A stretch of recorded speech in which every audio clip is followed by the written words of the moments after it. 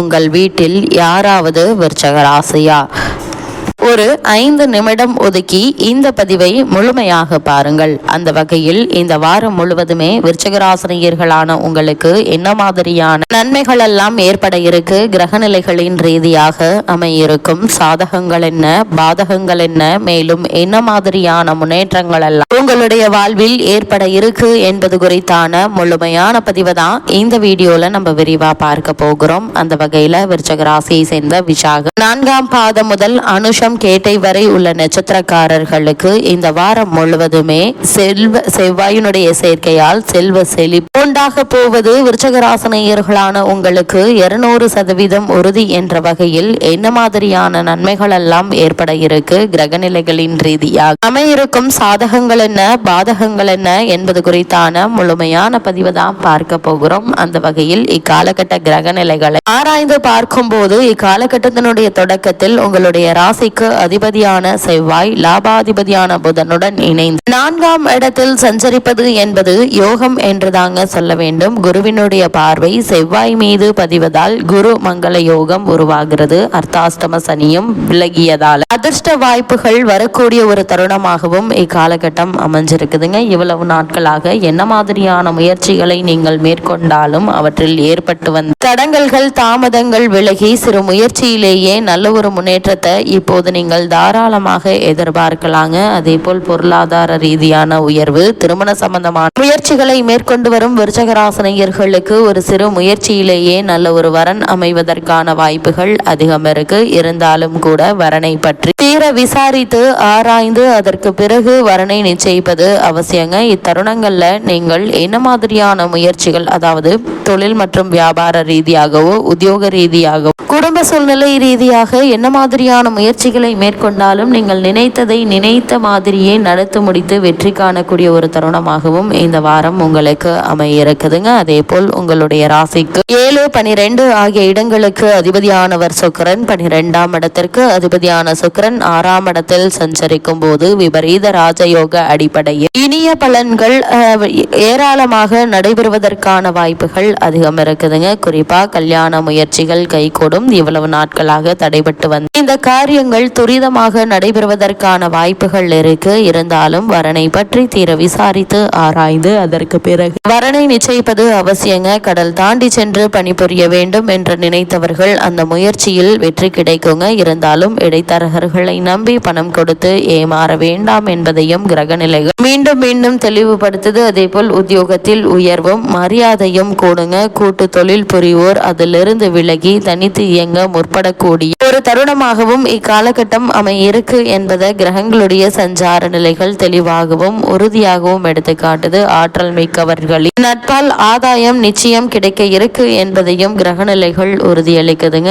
ஆடை ஆபரண சேர்க்கை உண்டு. பெண் பிள்ளைகளின் திருமணத்தை முன்னிட்டு சீர்வரிசை பொருட்கள் வாங்கும் எண்ணம் கை கொடுங்க. அதற்கான வருமானமும் பொருளாதார ரீதியான முன்னேற்றமும் நிறைந்து கிடைக்கக்கூடிய ஒரு தருணமாக தான் இந்த வாரம் அமையிருக்கு என்பது கிரகங்களுடைய சஞ்சார நிலைகள் தெளிவாகவும் உறுதியாகவும் எடுத்து காட்டுதுங்க. அதே போல் இத்தருணங்களை பொறுத்தவரைக்கும் உங்களுடைய ராசிநாதன் செவ்வாய் பூர்வ புண்ணிய ஸ்தானத்திற்கு செல்லும் இந்த நேரம் பூர்வ புண்ணியத்தின் பலனாக என்னென்ன கிடைக்க வேண்டுமோ அவை அனைத்து நிச்சயம் கிடைக்க இருக்குதுங்க. பிள்ளைகளால் பெருமை சேர இருக்கு. மேல் படிப்பு முடிந்து கடல் தாண்டி சென்று சம்பாதிக்க நினைத்தால் அவை கை கூட இருக்குதுங்க. எடுத்த முயற்சி நிச்சயம் கைகூடும் என்பதுல எந்த ஒரு சந்தேகமும் இல்லைங்க. முக்கிய புள்ளிகளின் பட்டியலில் உங்களுடைய பெயர் இடம் பிடிக்க இருக்கு. முன்னோர் கட்டி வெடித்த ஆலயத்தில் திருப்பணிகள் தொடர்ந்து செய்ய முன்வர இருக்கீங்க. வியாபாரத்தை விரிவு செய்ய எடுத்த முயற்சி வள்ளல்களின் ஒத்துழைப்பு நிச்சயம் கிடைக்கக்கூடிய தருணமாக தான் இக்காலகட்டம் அமையிருக்கு என்பதை கிரகங்களுடைய சஞ்சார நிலைகள் தெளிவாகவும் உறுதியாகவும் எடுத்து காட்டுதுங்க. அது மட்டும் இல்லாம இத்தருணங்களை பொறுத்த வரைக்கும் உங்களுடைய ராசிக்கு அஷ்டம லாபாதிபதியான புதன் அஷ்டமஸ்தான அதிபதி நீச்சம் பெறுவது நன்மை என்று தாங்க சொல்ல வேண்டும். உங்களுடைய தேவைக்கேற்ற பணம் வந்து சேருங்க. ஒரு சில சமயங்களில் ஒரு வேலை இருமுறை செய்யும்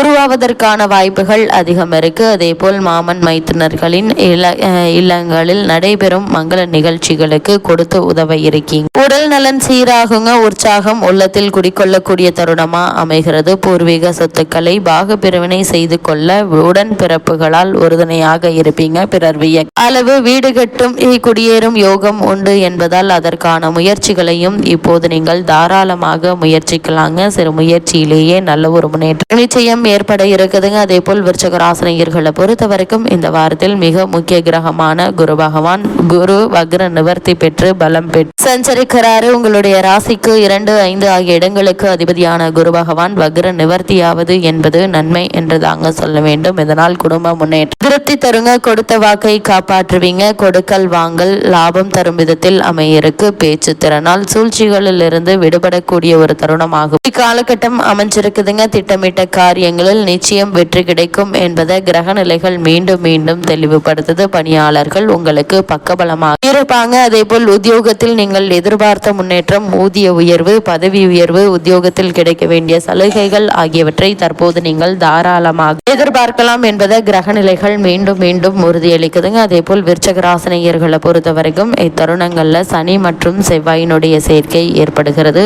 அதாவது மீன ராசியில் சனியும் செவ்வாயும் சேர்ந்து சஞ்சரிக்கிறார்கள். இக்காலத்தில் கொஞ்சம் கவனமாக செயல்பட வேண்டியது மிக மிக அவசியங்க. பஞ்சமஸ்தானத்தில் முரண்பாடான கிரகங்களுடைய சேர்க்கை இருப்பதால் பிள்ளைகளை உங்களுடைய கண்காணிப்பில் வைத்துக் கொள்வது மிக மிக அவசியம் என்பதை கிரக நிலைகள் தெளிவுபடுத்துதுங்க. மற்றவர்களை நம்பி பொறுப்புகளை ஒப்படைக்க வேண்டாங்க. அப்படி ஒப்படைத்தால் உங்களுடைய பெயருக்கு அவப்பெயர் ஏற்படுவதற்கான வாய்ப்புகள் இருக்கு என்பதை கிரக நிலைகள் முன்கூட்டியே அறிவுறுத்தும் பட்சத்தில் அதிக எச்சரிக்கையோடு இருப்பது அவசியம். விரயங்கள் கொஞ்சம் கூடுதலாக தாங்க இருக்கும். இந்த விரய செலவுகளை சுப செலவுகளாக மாற்றிக்கொள்வது மிக மிக அவசியங்க. அதே போல இது போன்ற நேரங்களில் சுய ஜாதக அடிப்படையில் தெய்வங்களை தேர்ந்தெடுத்து வழிபடுவது தேவையில்லாத வீண் பிரச்சனைகள் குறைத்து கொள்ள முடியும் என்பதை கிரக நிலைகள் மீண்டும் மீண்டும் உறுதியளிக்குது. அதே போல் விருச்சிக ராசினியர்களை பொறுத்த வரைக்கும் இந்த வாரம் மேலும் என்ன மாதிரியான நன்மைகள் எல்லாம் உங்களுடைய வாழ்வில் ஏற்பட இருக்கு என்று பார்க்கும்போது குறிப்பாக பொது வாழ்வில் உள்ளவர்களுக்கு புதிய திருப்பங்கள் ஏற்பட இருக்குங்க. வியாபாரம் மற்றும் தொழில் செய்பவர்களுக்கு எதிர்பார்த்த லாபம் நிச்சயம் உண்டு. உத்தியோகத்தில் உள்ளவர்களுக்கு